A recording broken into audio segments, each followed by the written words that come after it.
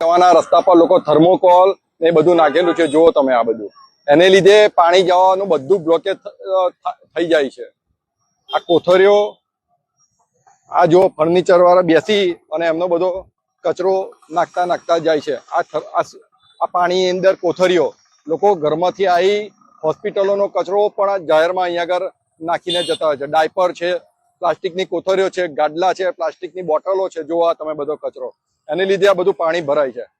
આનાથી પણ આગળ તમને વધારે કચરો બતાવવા આગળ થર્મોકોલ, ગોડલા અને આ બધું આ જો તમે પછી પાણી કઈથી જાય, પ્લાસ્ટિકને લીધે પાણી જતું જ રોકાઈ જાય છે. આ જો પ્લાસ્ટિકની કોથળીઓ ને બધું.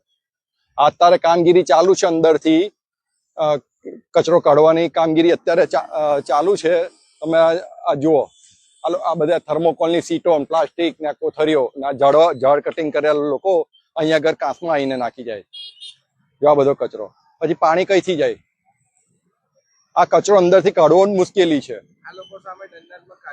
અમે છેલ્લા ગયા મહિને જાહેરમાં લોકો કચરો નાખતા, પ્લાસ્ટિક પેટે જે કચરો નાખે છે, દવાખાના વાળા કોમર્શિયલી કે પબ્લિક હોય, આશરે 50,000 થી પણ વધારે વહીવટી ચાર્જ પાડે છે. ગઈકાલ પણ તમે જોયું, આજે પેપરમાં આવ્યું છે કે લોકો જાહેરમાં કચરો નાખતા હતા, એમની પાસેથી પણ અમે વહીવટી ચાર્જ વસૂલ કર્યો છે. તંત્ર દ્વારા તો જેમ જેમ પકડાય છે એમ લોકોને જોડથી અમે ચાર્જ વસૂલ કરીએ છીએ. પણ અમારી એક વિનંતી છે કે ભાઈ, પ્લાસ્ટિકનો કચરો તમે જાહેરમાં છૂટો ના નાખો. તેને લીધે પાણી જે ભરાઈ જાય છે, એના માટે મોટરો તંત્રો દ્વારા મૂકવામાં આવે છે, ચોકઅપ થઈ જાય છે. અને ચાલુ વરસાદે એ પાણીનો નિકાલ થાય, એ નિકાલ થઈ શકતો નથી ને મોટરો બંધ થઈ જાય છે. આ જ પરિસ્થિતિને લીધે અત્યારે આખા કાંસમાં પ્લાસ્ટિકનો કચરો ભરેલો છે.